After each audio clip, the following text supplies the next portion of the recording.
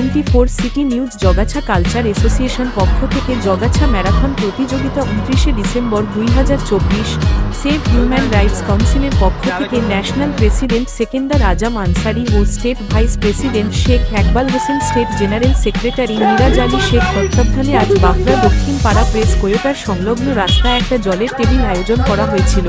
উক্ত অনুষ্ঠানে উপস্থিত সেভ হিউম্যান রাইটস কাউন্সিলের সদস্য সাবির আলী শেখ, শেখ মহব্বত আলী, শেখ আজিজুল হক, আশিক মল্লিক, শেখ মোরসেলিম ও শেখ নাসিম আলী, এছাড়া এলাকায় পঞ্চায়েত সদস্য শেখ আব্দুল রহিম ও এলাকার আরও এক সম্মানিত ব্যক্তি শেখ আব্দুল হালিম ও এলাকার গ্রামবাসীবৃন্দ ও নয়াবাজ মর্নিং স্টার এবং নয়াবাজ নিউ ওরিয়েন্ট ক্লাবের সদস্য সবাই অনুষ্ঠানটিকে সফল করেন। আরও খবরের জন্য অনুগ্রহ করে আমাদের চ্যানেলটি লাইক এবং সাবস্ক্রাইব করুন। খবর বা বিজ্ঞাপন দিতে চাইলে নিচের নাম্বারে যোগাযোগ করুন।